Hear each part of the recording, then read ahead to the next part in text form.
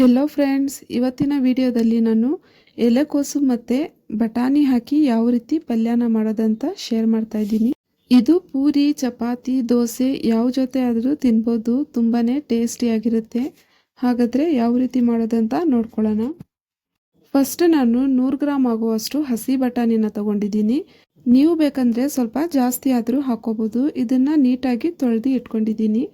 ಅರ್ಧ kg ಆಗುವಷ್ಟು ಕ್ಯಾಬೇಜ್ನ ಈ ಥರ ಕಟ್ ಮಾಡಿ ಇಟ್ಕೊಂಡಿದ್ದೀನಿ. ನಿಮಗೆ ಯಾವ ಥರ ಬೇಕೋ ಆ ಥರ ನೀವು ಕಟ್ ಮಾಡ್ಕೋಬೋದು. ಇದು ನೀಟಾಗಿ ತೊಳೆದು ಒಂದು ಸ್ಟ್ರೈನರ್ನಲ್ಲಿ ಹಾಕಿ ಇದರ ನೀರೆಲ್ಲ ತೆಗೆದು ಇಟ್ಕೊಂಡಿದ್ದೀನಿ. ಈಗ 2 ಮೀಡಿಯಮ್ ಸೈಜ್ ಟೊಮಾಟೊ ಹಣ್ಣನ್ನು ತಗೊಂಡಿದ್ದೀನಿ ಮತ್ತು 4 ಹಸಿರು ಮೆಣಸಿನ್ಕಾಯಿ ತಗೊಂಡಿದ್ದೀನಿ. ಖಾರ ನಿಮಗೆ ಜಾಸ್ತಿ ಬೇಕು ಅಂದರೆ ಸ್ವಲ್ಪ ಜಾಸ್ತಿ ಆದರೂ ಹಾಕೋಬೋದು. ಇದನ್ನು ರುಬ್ಬಿ ಪೇಸ್ಟ್ ಮಾಡಿ ಇಟ್ಕೋಬೇಕು. ಈಗ ಒಂದು ಬಾಣಲೆಯಲ್ಲಿ ನಾನು 5 ಟೇಬಲ್ ಸ್ಪೂನ್ ಆಗುವಷ್ಟು ಎಣ್ಣೆನ ತಗೊಂಡಿದ್ದೀನಿ.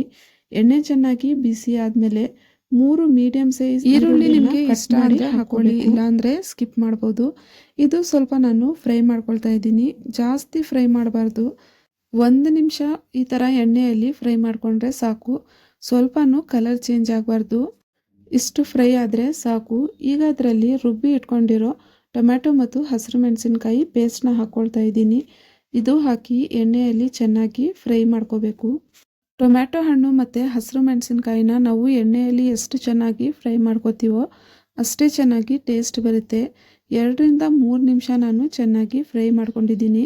ಈಗ ಅದರಲ್ಲಿ ಮಸಾಲೆನ ಹಾಕ್ಕೋಬೇಕು. ಅರ್ಧ ಟೀ ಸ್ಪೂನಷ್ಟು ಅರಿಶಿನ ಪುಡಿ ಹಾಕ್ಕೊಂಡಿದ್ದೀನಿ. ಅರ್ಧ ಟೀ ಸ್ಪೂನಷ್ಟು ರೆಡ್ ಚಿಲ್ಲಿ ಪೌಡರ್. ನಾವು ಫಸ್ಟು ಹಸಿರು ಮೆಣಸಿನ್ಕಾಯಿನೂ ಹಾಕಿದ್ದೀವಿ, ಅದಕ್ಕೆ ಖಾರ ನೀವು ನೋಡಿ ಹಾಕ್ಕೋಬೋದು.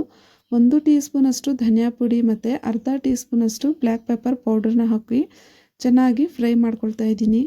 2 ನಿಮಿಷ ನಾನು ಇದೇ ಥರ ಫ್ರೈ ಮಾಡ್ಕೊಂಡಿದ್ದೀನಿ. ಮೀಡಿಯಮ್ ಫ್ಲೇಮಲ್ಲೇ ಫ್ರೈ ಮಾಡ್ಕೋಬೇಕು, ಸ್ವಲ್ಪನೂ ತಳ ಹಿಡಿಬಾರ್ದು. ಈಗ ಮಸಾಲೆ ಎಲ್ಲ ಚೆನ್ನಾಗಿ ಫ್ರೈ ಆಗಿ ಎಣ್ಣೆ ಎಲ್ಲ ಬಿಟ್ಟಿದೆ. ಈಗ ಇದರಲ್ಲಿ ಹಸಿ ಬಟಾಣಿನ ಹಾಕ್ಕೊಳ್ತಾ ಇದ್ದೀನಿ. ಹಸಿ ಬಟಾಣಿ ನಿಮ್ಮ ಹತ್ರ ಇಲ್ಲ ಅಂದರೆ ನೀವು ಬರೀ ಎಲೆಕೋಸಲ್ಲಾದರೂ ಮಾಡ್ಕೋಬೋದು. ಇದರಲ್ಲಿ ಅರ್ಧ ಟೀ ಸ್ಪೂನಷ್ಟು ಉಪ್ಪು ಹಾಕಿ ಚೆನ್ನಾಗಿ ಫ್ರೈ ಮಾಡ್ಕೊಳ್ತಾ ಇದ್ದೀನಿ. ಎಲ್ಲ ಬಟಾಣಿಗೂ ಚೆನ್ನಾಗಿ ಮಸಾಲೆ ಹಿಡಿಯೋ ತನಕ 2 ನಿಮಿಷ ನಾನು ಫ್ರೈ ಮಾಡ್ಕೊಳ್ತಾ ಇದ್ದೀನಿ. ಈಗ ಇದರಲ್ಲಿ 1 ಟೀ ಸ್ಪೂನ್ ಆಗುವಷ್ಟು ಶುಂಠಿ ಮತ್ತು ಬೆಳ್ಳುಳ್ಳಿ ಪೇಸ್ಟ್ನ ಹಾಕ್ಕೊಂಡಿದ್ದೀನಿ. ನೀವು ಬೇಕಂದರೆ ಟೊಮ್ಯಾಟೊ ಹಣ್ಣು ಮತ್ತು ಹಸಿರು ಮೆಣಸಿನ್ಕಾಯಿ ರುಬ್ದಿರಲ್ಲ ಅವಾಗಲಾದರೂ ಹಾಕಿ ರುಬ್ಕೋಬೋದು. ಇದು ಹಸಿ ವಾಸನೆ ಹೋಗೋ ತನಕ ಚೆನ್ನಾಗಿ ಫ್ರೈ ಮಾಡ್ಕೊಳ್ತಾ ಇದ್ದೀನಿ. ಈಗ ಬಟಾಣಿ ಚೆನ್ನಾಗಿ ಫ್ರೈ ಆಗಿದೆ. ಇದರಲ್ಲಿ ಎಲೆಕೋಸನ್ನು ಹಾಕ್ಕೊಳ್ತಾ ಇದ್ದೀನಿ. ಎಲೆಕೋಸು ನೀವು ತುಂಬಾ ಡಿಫ್ರೆಂಟ್ ಸ್ಟೈಲಲ್ಲಿ ಮಾಡಿರ್ತೀರ, ಆದರೆ ಈ ಮಸಾಲೆ ಹಾಕಿ ಒಂದ್ಸಲ ಟ್ರೈ ಮಾಡಿ ನೋಡಿ, ತುಂಬಾ ರುಚಿಯಾಗಿರುತ್ತೆ. ಇದನ್ನು ಚೆನ್ನಾಗಿ ಮಿಕ್ಸ್ ಮಾಡಿ ನಾನು ಒಂದು ಲಿಡ್ನ ಕ್ಲೋಸ್ ಮಾಡಿ 5 ನಿಮಿಷ ಇಡ್ತಾ ಇದ್ದೀನಿ. ಇದು ನಾವು ಮೀಡಿಯಮ್ ಫ್ಲೇಮಲ್ಲೇ ಬೇಯಿಸ್ಕೋಬೇಕು, ಸ್ವಲ್ಪನೂ ನೀರು ಹಾಕಬಾರ್ದು. ಇದರಲ್ಲಿ ಬಿಡೋ ನೀರಲ್ಲೇ ಇದು ಬೆಂದ್ಬಿಡುತ್ತೆ.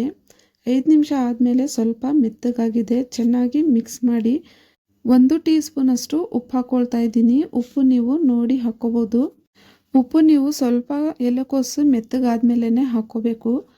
ಇದನ್ನು ಚೆನ್ನಾಗಿ ಮಿಕ್ಸ್ ಮಾಡಿ ಇದರ ಮೇಲೆ ಒಂದು ಲಿಡ್ನ ಕ್ಲೋಸ್ ಮಾಡಿ ಮತ್ತೆ 5 ನಿಮಿಷ ಇಡ್ತಾ ಇದ್ದೀನಿ.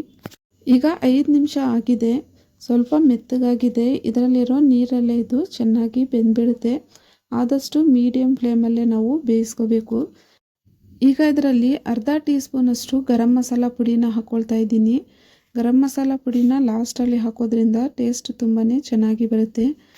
ಈಗ ಇದನ್ನು ಚೆನ್ನಾಗಿ ಮಿಕ್ಸ್ ಮಾಡಿ ಇದರ ಮೇಲೆ ಒಂದು ಲಿಡ್ನ ಕ್ಲೋಸ್ ಮಾಡಿ ನಾವು 15 ನಿಮಿಷ ಇದೇ ಥರ ಬೇಯಿಸ್ಕೋಬೇಕು.